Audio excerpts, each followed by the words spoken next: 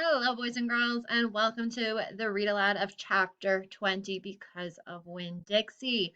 We're going to dive right in and hear a chapter as we are thinking and are jotting our notes today. Remember to focus on those characters. What are the relationships the character has, right? What kind of person is the character? And what are you noticing about them? So let's dive on into chapter 20.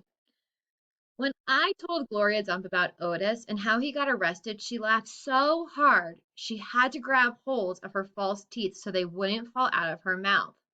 Woo-wee, she said when she finally was done laughing. That sure is some dangerous criminal. He's a lonely man, I told her. He just wants to play his music for somebody. Gloria wiped her eyes with the hem of her dress. I know, sugar, she said, but sometimes things are so sad they get to be funny. You know what else? I said, thinking about sad things. That girl I told you about, the pinch faced one. Amanda. Well, her brother drowned last year. He was 5 years old, the same age as Sweetie Pie Thomas. Gloria stopped smiling. She nodded her head.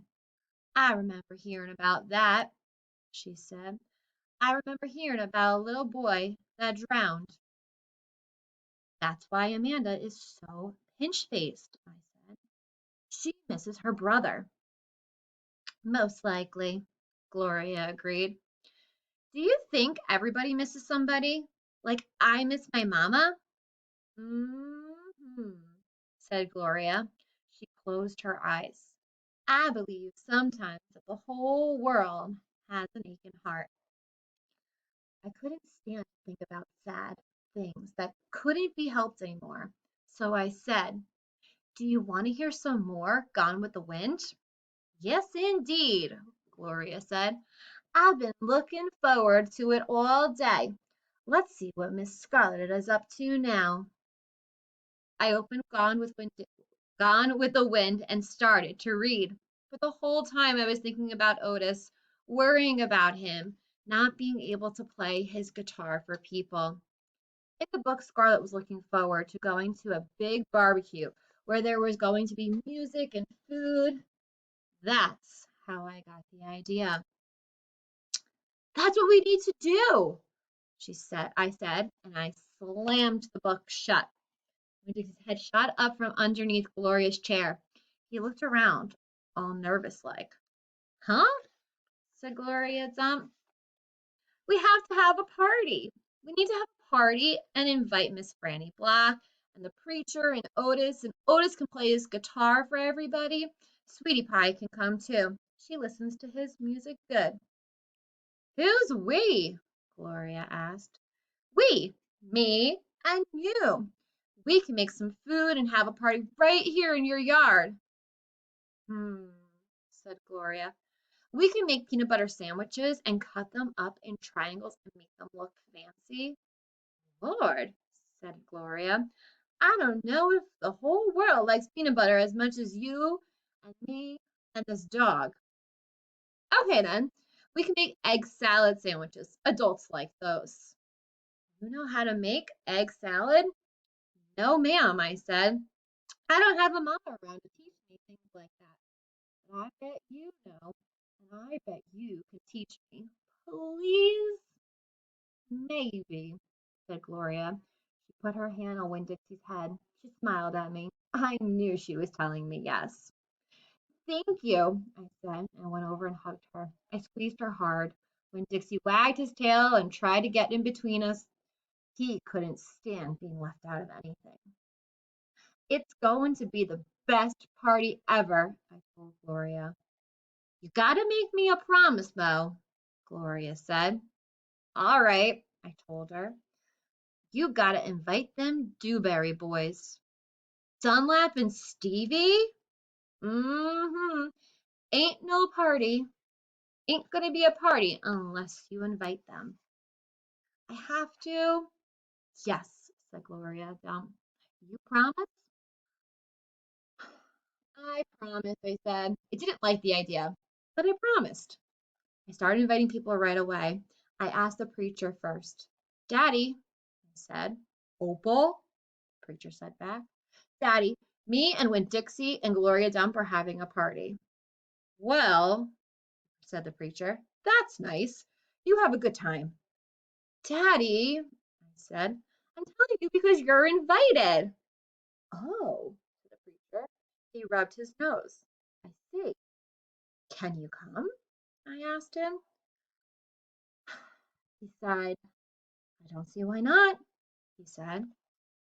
Miss Franny Block took the idea right away. A party, she said and clapped her hands together. Yes, ma'am, I told her. It'll be the kind of like a barbecue at 12 Oaks and Gone with the Wind.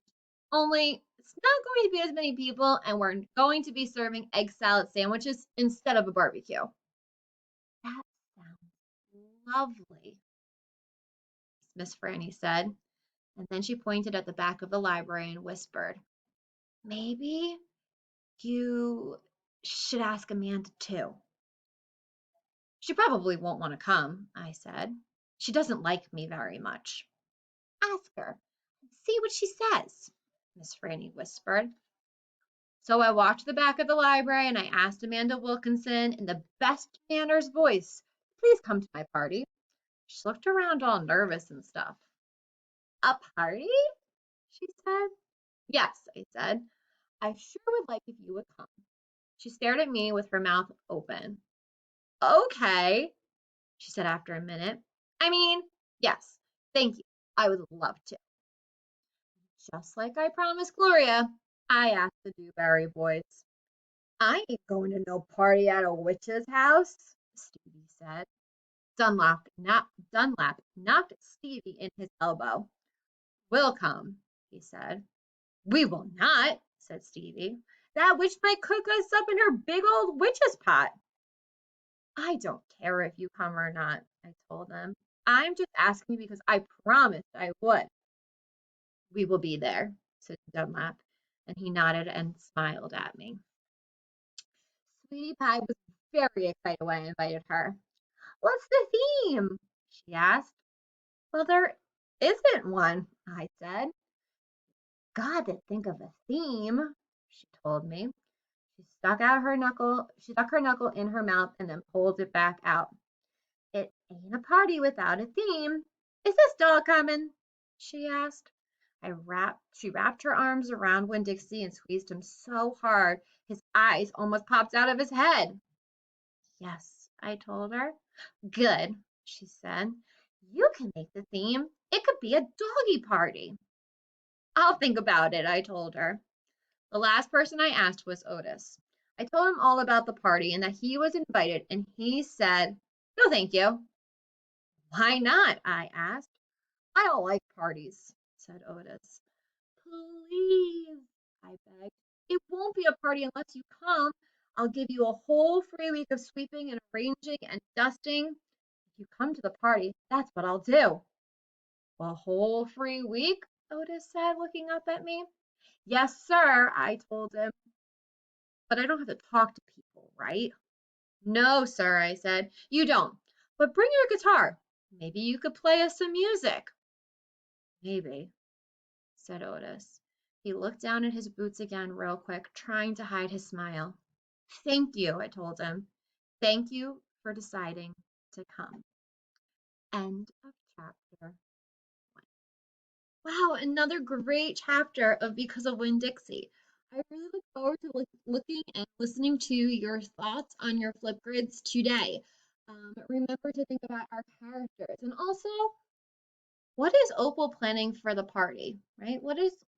Why is she planning this party? What are your thoughts about it? And what do you think about the reactions all of the characters have when Opal tell them about the party?